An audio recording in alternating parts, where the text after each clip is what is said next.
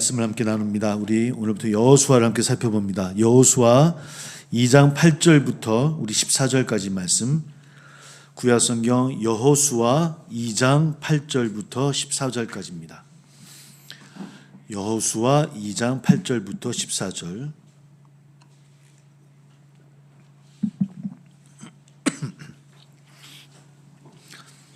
여호수아서 2장 8절부터 14절까지.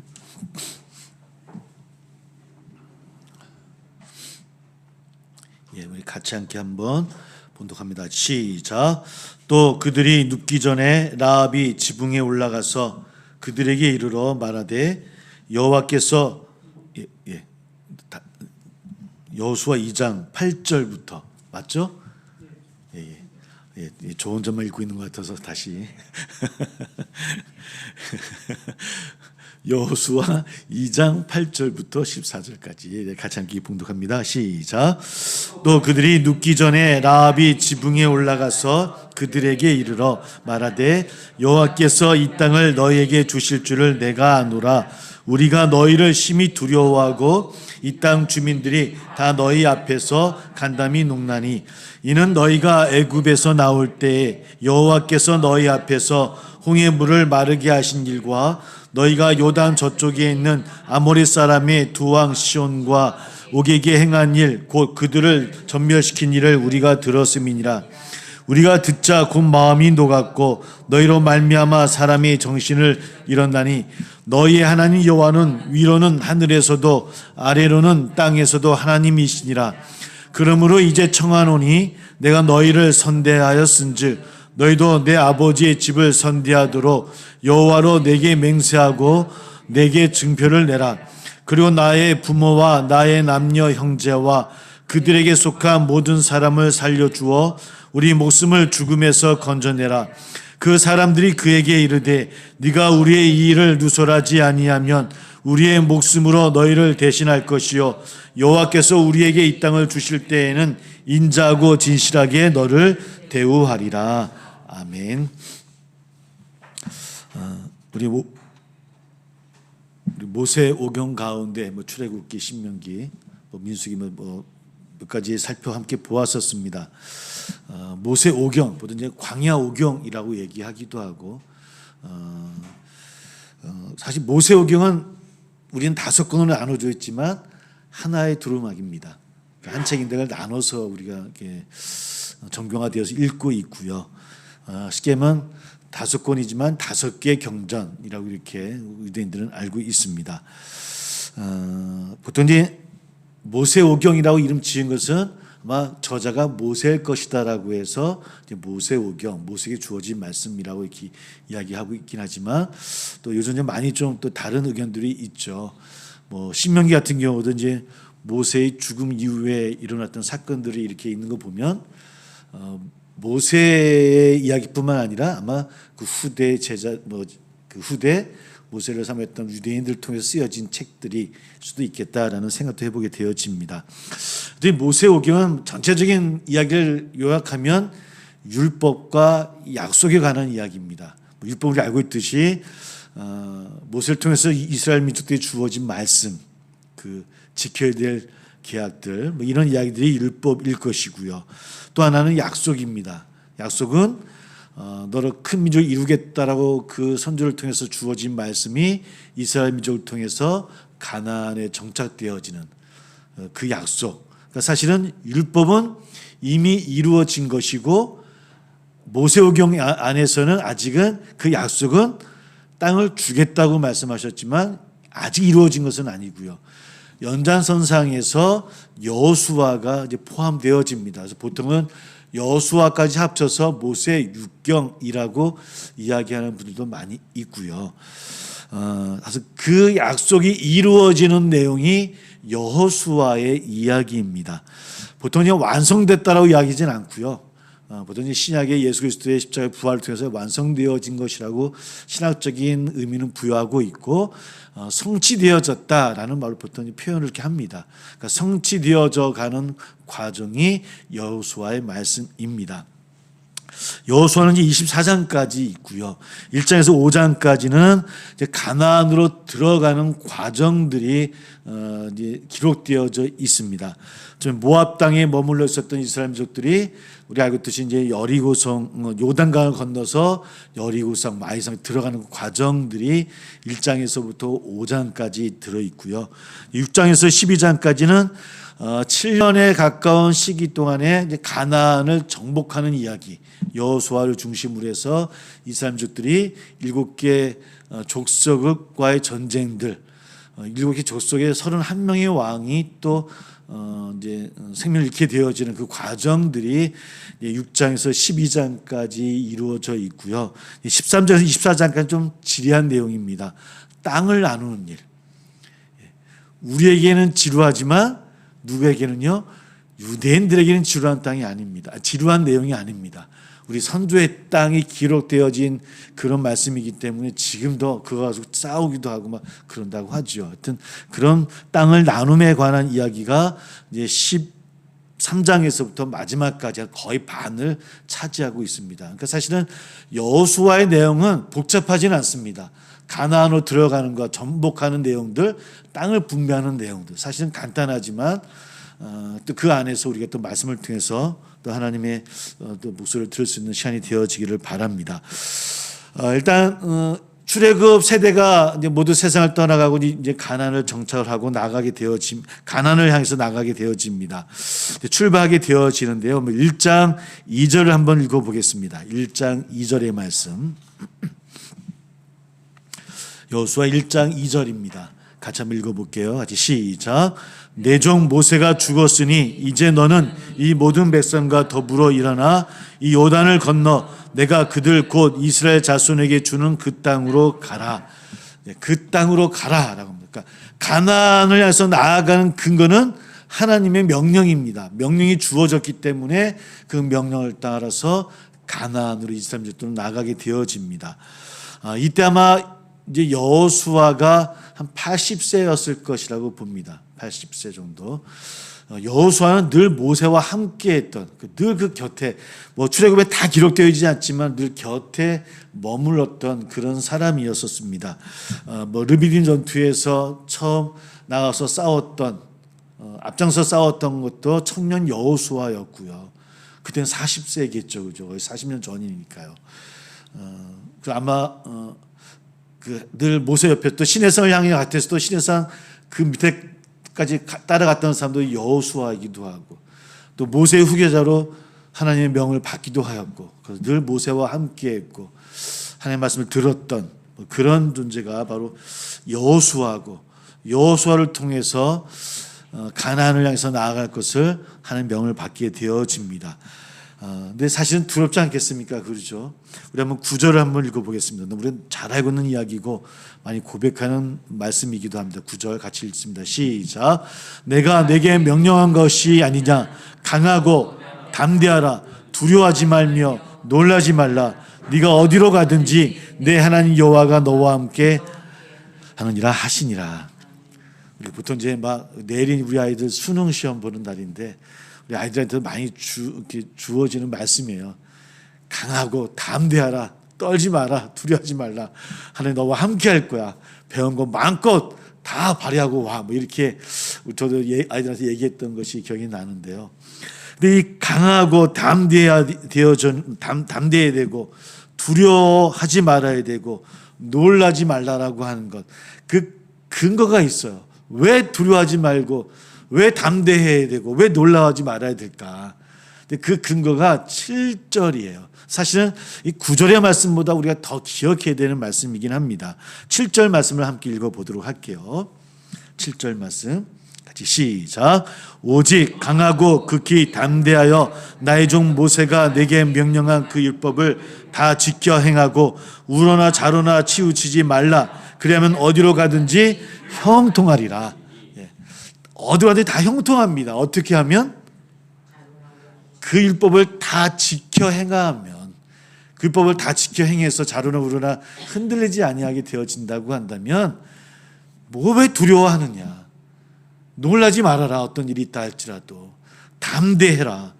강해져라. 라고 말씀하는 거예요. 무엇이 근거입니까? 그 말씀 앞에 서고 그 말씀대로 행할 때라고 하는 겁니다. 그러므로 어딜 가든지 너를 형통하게 할 것이다. 내가 너와 함께 할 것이다. 라는 말씀을 듣고 이제 3장에서부터 이제 2장은 정탐꾼을 보내는 이야기가 담겨져 있고 잘 알고 라합의 이야기가 있고 이제 3장에서 이 말씀을 붙들고 나가는 겁니다. 근데 나가면 좋을 터인데 저 같으면 이렇게 하나님께 뭐 담대할 것을 이야기 듣고 막 이랬으면 또 여호수아가 이제 10절부터 이제 백성들에게 명령을 내리거든요. 그러면 나가면 되지 않습니까? 그죠? 하나님 함께 하신다 했으니까 말씀 앞에 우리가 설 수 있다고 한다면 그 말씀을 붙잡고 나가면 하나님이 형통하게 해 주실 것이다라고 믿었으니까 사실은 2장에 있는 이 정탐꾼을 보내고 라합의 이야기를 굳이 넣지 않아도 이 여호수아가 기록되어지는 과정이 뭐 잘못된 것이 없더라는 거예요. 이 이방인의 라합의 가나안이죠. 가나안 족속의 라합의 이야기를 굳이 넣을 필요 없었다라는 거예요. 근데 왜 넣었을까라고 하는 거죠. 대신 뭘 얘기하고 싶었을까?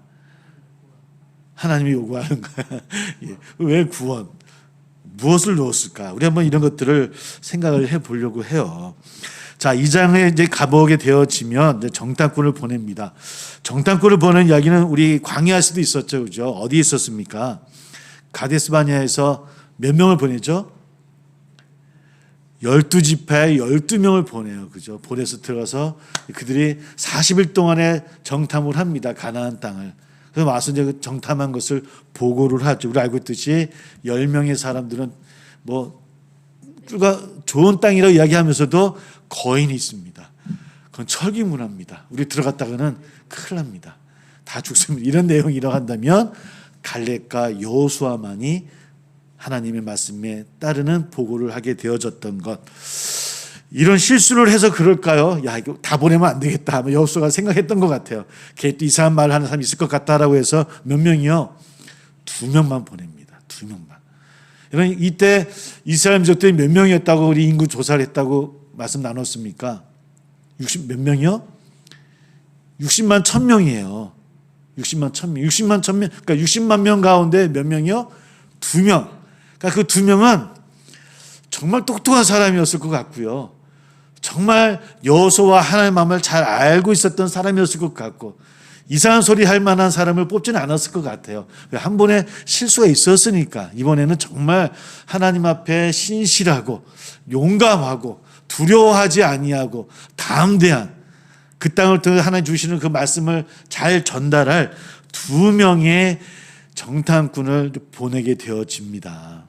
이것이 2장에서 여리고로 정탐꾼을 보내는 이야기예요. 그런데 재밌습니다. 우리 한번 2절을 한번 읽어볼게요. 2절을요. 2절 같이 시작. 2장 2절이요. 같이 시작. 어떤 사람이 여리고 왕에게 말하여 이르되 보소서 이 밤에 이스라엘 자손 중에 몇 사람이 이 땅을 정탐하러 이리로 들어왔나이다. 정탐꾼은 어떻게 들어가야 됩니까? 나 정탐꾼이야라고 들어가야 됩니까? 아니잖아요. 몰래 숨어서 들어가야 되는데 여리고성에서는 이미 왕에게 보고가 들어가는 거예요. 다 알아요. 들통났어요. 우리 한번 23절 2장 23절 24절입니다. 한번 같이 읽어볼게요. 같이 시작. 그 2사람이 돌이켜 산에서 내려와 강을 건너 눈의 아들 여호수아에게 나아가서 그들이 겪은 모든 일을 고하고 또 여호수아에게 이르되 진실로 여호와께서 그 온 땅을 우리 손에 주셨으므로 그 땅의 모든 주민이 우리 앞에서 간담이 녹도이다 하더라. 이것이 2 정탐꾼이 다시 돌아와서 이제 4일 만에 돌아와서 여호수아에게 보고하는 내용이에요. 어떤 내용입니까? 그 땅의 모든 주민이 우리 앞에서 어떻다고요? 간담이 녹고 있더라. 덜덜 떨고 있더라라고 보고를 해요. 그러니까 이 말씀을 보면 정탐꾼이 굉장히 잘 정탐을 한 것 같고 막 이리저리 다 살펴보니까 여리고 있는 그 사람들이 우리 때문에 떨고 있구나. 이런 보고를 했구나라고 우리가 잘못하면 읽을 수 있는데 사실은 23장, 그러니까 23절, 24절 빼놓고 나머지 말씀 읽어보면 그저 이 두 사람은 4일 동안에 다락방에 숨어 있었어요. 하늘에 아무것도 없는 거예요. 가장 똑똑한 사람이었을 것이고 가장 용맹한 사람이었을 것이고 가장 두려움 없이 나왔던 사람이었지만 가자마자 들통이 나서 라합을 통해서 다락방에 숨어 있다가 그저 그를 통해 도망 나와서 보고를 하고 있더라는 거예요. 근데 이 보고를 어떻게 할 수 있었을까라는 거죠. 그 이야기를 함께 나눠보려고 합니다. 우리 한번 2장 9절을 한번 읽어볼게요. 2장 9절. 2장 9절 시작. 말하되 여호와께서 이 땅을 너에게 주실 줄을 내가 아노라. 우리가 너희를 심히 두려워하고 이 땅 주민들이 다 너희 앞에서 간담이 녹나니. 지금 정탐꾼 두 사람이 여호수아에게 보고했던 내용과 같습니까? 틀립니까? 그러니까 지금 정탐꾼은 누구의 말을 그대로 옮긴 거예요? 라합의 말을 그대로 다 너희 앞에 누굽니까? 이스라엘 앞에서 우리 모두가 간담이 서늘하게 눕고 있더라고. 이 이야기를 지금 라합이, 이 주민들이 떨고 있습니다. 당연히 그랬을 것 같아요. 내용을 읽어보니까 이스라엘 민족들이 행했던 광야에서 있었던 일들, 모든 일들을 아마 넘어해서 건너 그 소문을 듣고 알고 있었던 것 같아요. 그래서 아마 이 정탐꾼이 금방 탄로났던 것도 이스라엘 민족들이 가까이 온다고 하는 것을 여리고성에서는 알고 있었던 것 같고 그들 나름대로도 어떤 정보가 있지 않았을까라고 짐작할 수 있겠죠. 11절도 한번 읽어보겠습니다. 11절 같이 읽어볼게요. 시작. 우리가 듣자 곧 마음이 녹았고 너희로 말미암아 사람이 정신을 잃었나니 너희 하나님 여호와는 위로는 하늘에서도 아래로는 땅에서도 하나님이시니라. 너의 하나님은 여호와는, 그러니까 너희 하나님 여호와는이라고 표현을 해요. 여호와, 몇 번 말씀드렸던 것은 여호와라는 의미는 그저 신이라는 의미가 아니라 창조주라는 의미예요. 그러니까 너의 하나님이, 너의 신이 정말 세상을 창조한 진짜 신이구나는 고백이에요. 누가? 라합이 그런 고백을 하고 있다고 하는 겁니다. 너의 하나님, 너희들이 믿고 너희들이 고백하는 그 하나님이 진짜 신이다. 위에서도 마찬가지고 아래에서도 마찬가지다. 이런 고백을 라합을 통해서 그 정탐꾼에게 들려지게 되어지는 거예요. 이미 그 여리고성 안에서는 정탐꾼이 온 걸 알고 있었고 라합의 그런 기주로 인해서 그들이 숨어 있었고 들통나지는 않았지만 그래서 정탐꾼이 할 일은 아무것도 없었지만 이 라합의 보고를 통해서 그들이 어떤 상태인지 여리고가 어떤 모습을 갖추고 있는지를 알고 있었다라고 하는 겁니다.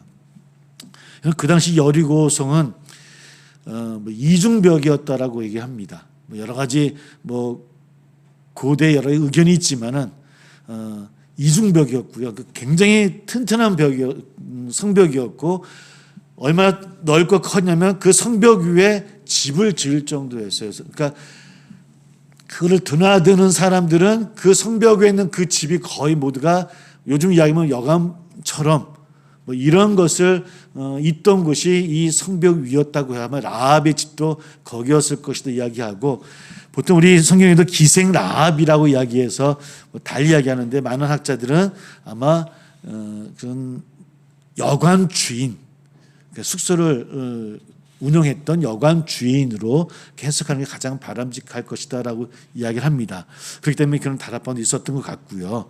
또 그런 상태에서 정탐꾼은 넘어오게 되어진 것이고 그 아마 라합의 여관에 아마 유수를 하게 되어진 것이 아닌가. 그럼에도 불구하고 이미 여리고성에서는 그 정탐꾼이 들어온 것을 알고 있었다라고 하는 것이죠. 즉 그 정탐꾼은 아무것도 한 게 없었다라고 하는 것. 그냥 숨어 있다가 잘 돌아온 것. 이것이 그들의 모습이었다라고 하는 거예요. 그렇다고 한다면 그 정탐꾼이 일을 했든 안 했든 어떤 보고를 했든 간에 처음에 얘기했던 것처럼 왜 이 여호수아 이 경전에서는 이 책에서는 라합의 이야기를 넣었을까라고 하는 거예요. 안 넣어도 그냥 이야기가 순조롭게 갈 수 있는, 하나님께서 그렇게 지켜주시겠다고 말씀해 주셨고 3절에서 저는 요단을 건너는 그들의 모습을 통해서 하나님 역사가 시작되어지고 있구나, 하나님이 또 건너가게 해주시는구나, 여리고를 무찌러 주시는구나라고 알 텐데 왜 라합의 이야기를 집어넣어서 라합의 이야기를 통해서 우리에게 무엇을 말씀하시려고 그러는 것일까?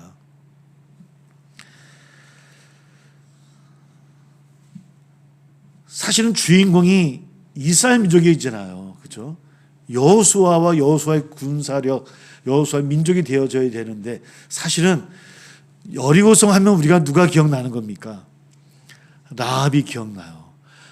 그러니까 첫 가나안을 들어가는 출발선에서 주인공은 누구냐면 라합이에요. 왜 라합으로 주인공을 삼아서 이 성경을 기록했을까?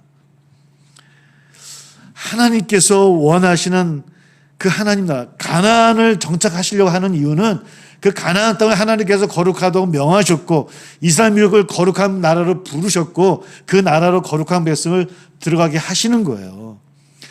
왜 가나안에 정착시키려는 거예요? 그 가나안 땅에서 하나님이 원하시는 나라를 이루라는 거예요. 하나님 나라를 이루라는 거예요. 하나님 말씀이 살아서 움직이는 나라를 이루어라. 그 나라가 되어져서 너희가 세상으로 하나님의 복음을 전하는 그 출발이 되어져라. 매개가 되어져라고 하는 것이 계속 선지서 이사야를, 그러니까 예언자들을 통해서 말씀하시는 하나님의 뜻인 거예요. 그 출발선에서 그 주인공을 왜 라합으로 명하셨을까? 대체 하나님이 원하시는 그 나라는 어떤 나라인가? 하나님의 뜻을 행한다고 하는 것이 대체 어떤 것일까라고 하는 것을 이 말씀을 읽는 사람들에게 이 라합의 이야기를 통해서 알기를 원하시는 거예요. 대체 어떤 뜻인지. 잘못하면 맞아, 우리 민족이 하나님 말씀을 잘 들어서 우리가 요단강을 건너서 여리고성을 무너뜨리고 아이성을 무너뜨리고 가나안을 정복한 거야 라고 어쩌면 어떤 영웅적인 이야기로 여호수아를 쓸 수도 있었지만, 그런 하나님은 처음부터 그런 영웅적인 모습들이나 인간의 힘이나 권력으로 이루어지는 나라가 아니라고 하는 것을 선포하고 계시더라는 겁니다. 하나님 나라는, 아니 어쩌면 가나안 족속이라고 멸망당해야 되는 그 족속의 어떠한 여인을 통해서 사람으로 여기지 않아서 인구에도 들어가지 않아, 죄송합니다, 들었던 그 시대에 그 여인, 그 라합을 세워서 하나님 나라의 첫 발자국을 시작하고 있더라는 거예요. 하나님 나라는 그렇게 이루어진다는 거예요. 인간의 힘이나 영웅적인 그런 모습, 누군가를 세워서 그가 영웅이 되어져서 그의 힘으로 이루어지는 나라가 아니라 보잘것 없는 것 같고 연약한 것 같고 소외되고 차별되어지는 것 같은 그 연약한 그 여인 라합을 통해서라도 하나님은 하나님의 뜻을 이루어 나가고요. 그 하나님 나라는 그런 작은 믿음을 통해서, 소망을 통해서 이루어진다라고 하는 거예요. 라합은 알고 있어서 이방인의 여인이었지만 그 하나님이 어떤 하나님이신지요, 그분이 바로 창조주이시고 참 능력자라고, 참 전능자라고 하는 것을 알고 계셨다라고 하는 거죠. 연약한 여인이었지만 뛰어난 군사력이 아니라는 거예요. 인간의 힘이 아니라고 하는 거예요. 그저 그 믿음으로 이루어지는 나라, 작은 여인의 믿음으로 이루어지는 나라. 아까 얘기했습니다. 아까 2명의 정탐꾼이 나아갔어요. 아무것도 한 일이 없다고 하지만 그 정탐꾼도 저는 정말 훌륭한 사람들이라고 생각이 들어요. 얼마나 똑똑했습니까? 얼마나 당당했던 사람들이었고 용기 백백했던 사람이었겠어요. 그 2사람을 60만 명 중에서 뽑았으니까. 그러다 같으면 그 라합의 이야기를 잘못하면 그 연약한 천한 여인의 마음을, 여인의 이야기를 안 들을 수도 있어요. 당신이 뭘 알아? 아니야. 그 이야기를 그냥 한 귀로 듣고 한 귀로 흘릴 수도 있었을 거예요. 그러나 그 정탐꾼도 그 여인의 말을 들어요. 그 말이 하나님의 들려주는 음성으로 들었고 그 말씀에 순종해서요, 믿음으로 나가고 여호수아 앞에 보고를 해요. 즉 여리고서 주민들이 그러한 상태라고. 이것이 여호수아가 끌고 나가는 하나님의 뜻이에요. 우리가 여호수아하면 주인공이 여호수아 같지만 여호수아는 아니에요. 여호수 다시 한번 여러분 잘 읽어보시면 여호수아는 여호수아 힘으로 하는 게 하나도 없어요. 전쟁 때문에 누구를 붙여주셔서 그를 통해서 행하게 하시고 그저 여호수아가 행한 거는 그 말씀하시는 것을 따라서 순종하는 거예요. 그 믿음으로 나아가는 거예요. 순종함으로 그 순종하는 믿음으로 나아가 보니 하나님이 이루어지시는 역사가 여호수아라고 하는 거죠. 하나님의 나라는 그렇게 이루어진다라고. 그래서 여호수아에서 이야기하는 믿음의 모습은 순종입니다. 순종. 연약한 것 같지만 작은 것 같지만 그 말씀을 따라가는 것. 저 어렸을 때 초등학교 때 그때 뭐 요즘만 열 몇 명이지만 우리 저희 어렸을 때 66명, 73명 그랬던 그 서울 신길동의 학교가 지금 초등학교 우리 도림 국민학교라고 그랬죠, 그죠? 근데 그 수고하다 선생님이 저희 그런 적이 있어요. 상걸아, 네가 이번 학기에는 네가 내 신부는 담당을 좀 해줘. 그래서 내가 뭘 시키면 네가 이렇게 대표로 이렇게 교무실에 와서 내 이야기를 좀 학생 친구들한테 전해줘. 라는 그런 걸 한번 저에게 시키셨어요. 그러니까 그냥 얘기하면 신부는꾼이고 무슨 뭐가 되겠죠. 그런데 저는 그 얘기를 듣고 너무 기쁜 거예요. 야, 선생님이 나를 인정해 주셨구나. 야, 이 66명 중에서 그래도 나를 믿어서 나에게 말을 전하라고 해 주시는구나. 그래서 제가 굉장히 열심히 선생님 뭘 시키시려나. 학교만 가면 오늘은 뭐 시키시는 거 없나. 괜히 가서 오늘 청소는 어떻게 할까요? 뭐 이렇게 물어보는 거예요, 계속 내가. 지금 생각해보면 그냥 신부름꾼이었는데 그때는 그게 얼마나 좋은지요. 그래서 선생님이 나를 인정해 주시니까 나를 그 말씀을 날 시키는 거야. 막 하여튼 그 말씀만 하면 그 말씀에 따르려고 막 순종하려고 막 노력했던 게 기억이 나요. 가끔 우리 신앙도 그런 데 있지 않습니까? 그죠? 우리가 열린 쌓이다 보면 뭐 우리 교회 일 하는 것도 신앙의 일도 어떤 때는 막 좀 귀찮을 때도 있고 그렇지만은 한참 우리의 신앙의 그 열정이 막 뜨거울 때는 뭐 할 일이 없을까? 뭐 어떤 기관에서 교회에서 뭐 할 일이 없을까? 뭐 찾기도 하고 막 나가기도 하고 그 말씀에 막 지나가는 말인데도 불구하고 하나님 말씀처럼 여겨서 막 그 말씀에 순종하려고 하고 막 나아가려고 하는 마음들. 그랬던 열정들이 그런 마음들이 순전했던 마음들이 분명히 있었던 것 같아요. 지금 우리가 이제 오래 지나다 보니까 다 알잖아요. 그거 하려고 또 그러는구나. 그렇게 하려고 하는구나. 벌써 뭘 얘기하면 우리 머릿속에 다 계산이 되어집니다. 그럼 딴 사람 시키면 돼요. 이런 마음들 우리 마음이 있어요. 근데 가끔은 우리가 그런 마음들이 좀 다시 좀 일어났으면 좋겠어요. 저도 이제 목사이다 보니까 가끔 뭐 우리 목사님 모임이나 어디 가더라도 목사님들은 우리 성도님들 보고는 앞으로만 앉으시라 그러지만 목사님들은 어디 많이 앉으실까요? 뒤에. 뭐 시킬까봐. 대부분 뒤에 앉으셔서 이렇게 막 그것도 목사님 앞에 앉으시면 그 바로 뒤에 안 보이게 그런 모습이 자꾸 변해가는 것 같아요. 오늘 여호수아를 처음 시작하면서 우리의 마음이 그런 신앙으로 다시 한번 돌아가는 계기가 돼서 참 좋겠다. 작은 거지만 그래서 우리는 그러지 않습니까? 뭐 해야지. 이렇게 살아야지. 근데 사실은 그런 마음이 그걸 우리의 믿음이라고 여겨요. 그래서 용기 있게 해야지. 그래서 보통 우리 믿음이라고 하면 어떤 용기 있는 어떤 행동, 우리 마음 이런 것들을 믿음이라고 우리가 생각하고 받아들일 때 참 많이 있더라는 거예요. 근데 여호수아에서 이야기하는 믿음은 간단히 이야기하면 순종하는 삶입니다.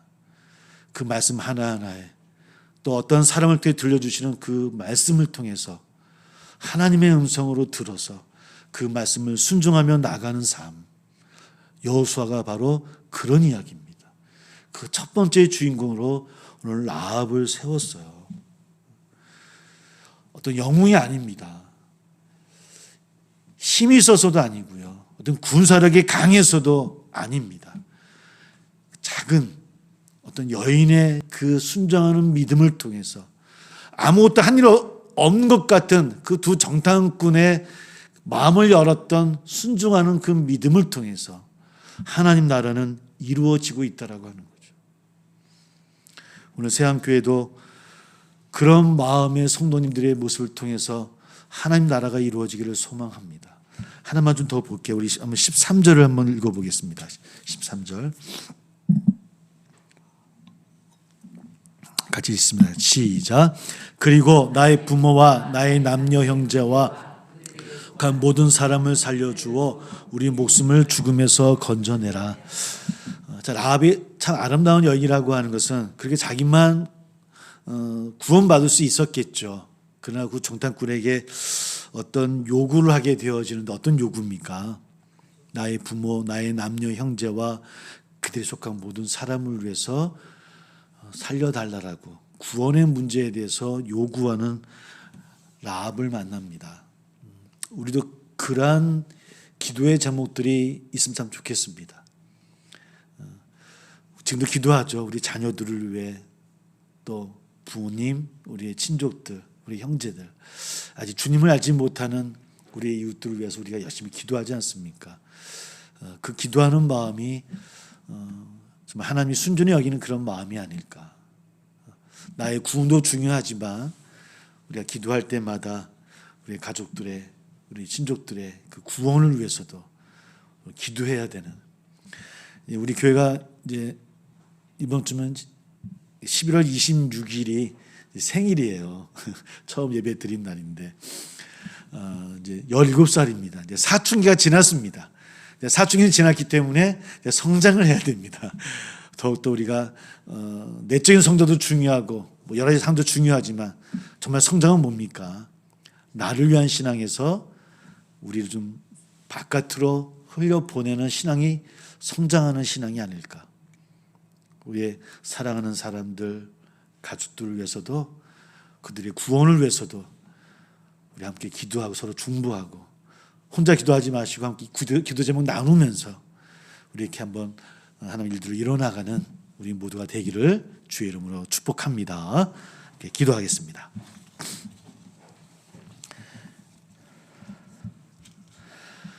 여호수아는 어떠한 영웅들의 이야기가 아니라 한 사람 한 사람이 하나님 앞에 순종하는 믿음의 이야기입니다.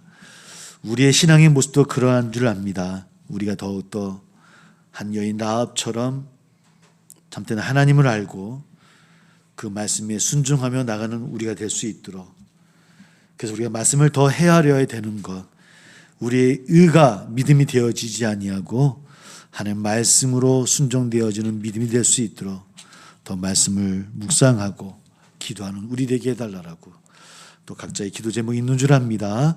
함께 이 시간 주님 고백하며 함께 기도하겠습니다.